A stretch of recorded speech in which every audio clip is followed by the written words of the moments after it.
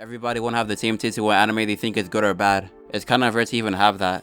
For a show to only have good things or bad things said about it. If it does, that could be really good or really bad for the anime. If everyone's agreeing on a certain show, it's either the 0.1% of the best shit you can watch, or it's universally dog shit. Hunter x Hunter is one of the main ones everybody agrees is a good anime. Even people who don't like shonen as a genre, and don't plan to ever watch it, they can still see how people like it most of the time. Like you could see somebody who likes to run a girlfriend, understand what they like about it, and still see how it's not very good at all.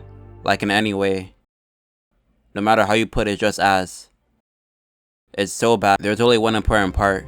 Knowing the appeal of the anime. Understanding what about an anime can make people mess with it so heavily is the main thing. There's not really a definition you can just look up, or anything specific a show needs to be good, but you still see people try and rate that way. They take two different shows and try to compare them by the same thing. It would make more sense trying to rate it by the kind of show it wanted to be. Even if they're in the same category, it could be two very different kinds of anime. Like if I was using Hunter x Hunter, people praise the nun system a fuck ton. It's really simple but very complicated. They made it easy to pick up but hard to master. If somebody was looking for a show with another power system, and they made it as good as Hunter x Hunter, and then another person told them to check out Bleach, they're both good shonen anime, but they're not the same. Compared to Hunter x Hunter, Bleach is simple as fuck. It's you getting better sword stats with Bankai, and that's pretty much it. I mean, there's all different kinds of weapons they have in Bleach, so it's not that simple, but it's not rocket science or anything. It's not that hard to understand the powers in Bleach. In Hunter x Hunter, you have to be really smart to not be ass with none, because minus whatever category you're in, you decide everything about your power. It's not generated for you, like in Bleach. And I'm not trying to call it Bleach, I'm just using it as,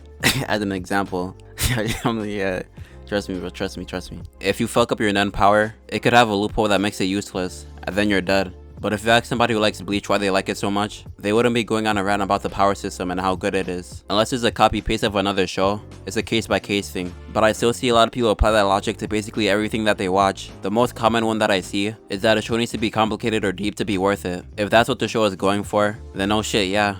Making it deep and philosophical would make it better. If Steins Gate never went so deep with the time traveling, or they got lazy midway, it would have been forgotten by the end of the season. So if it was a show that tried to be deep, and then went on to do very surface level stuff, then yeah, that's pretty fair to say it's probably bad. But probably at least half of anime don't try to be that serious about it. Gintama's one of the top animes to anybody who did watch it, and the serious parts don't hold it down. They're still really good by themselves. If they took out all or most of the comedy the anime has, or try to make it a serious story and not a joke, it would be another average but good show. If you saw Carmen from South Park turn into a good kid, after some self-reflecting or whatever, and out of nowhere he starts being really good, like donating to charity and shit, you would say his character fell off, or as a British say, you fell off. Or if you want an even better example, look at Hajime no Ippo. It's probably the most cookie cutter anime out there, plot wise, but it's also one of the only original ones. For the 30-something years Ippo has been going, the setup for a fight has been the exact same. It starts with the intro for the new character, then both characters preparing for the fight, and you learn more about them one-on-one. Then they have the weigh-in, and then the fight itself. If I'm being honest, if most people try to make a series as static, events-wise, it would be dead in a few chapters. But that's really how it is in boxing. But even if that's just how it is, it couldn't go for more than a few years. What put Ippo at that level was all the characters they put in that context. They kept it interesting no matter what. The main group in Ippo is the best support cast I've seen in any anime. It didn't have to do anything special for me to like it so much. It's a group of guys who all like boxing, so they all hang out and fuck with each other. It's like the group chat with the boys. The group chat is a universal thing.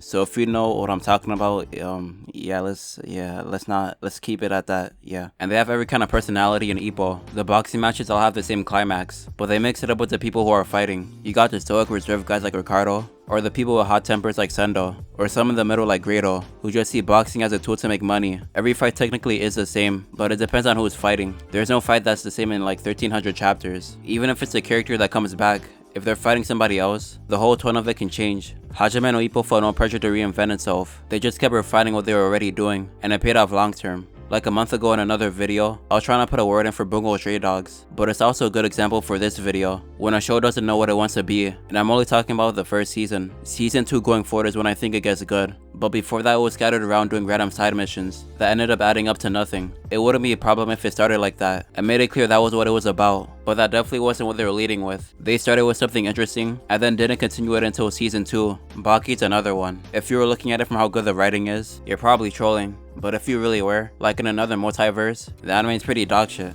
honestly. The character development in Baki is people oiling their quads. You're not gonna find any hidden meanings in it. You could say it's good for the martial arts, and how they kept it close to the real thing, but we all know that's a stretch if we're being honest. Everyone who watches it and likes it knows the story's ass. People watch it to see a Zunisha-sized elephant getting suplexed. All of these shows have a pretty simple story. They don't try to make anything complicated, but I put them at the same level as something like Fullmetal Alchemist.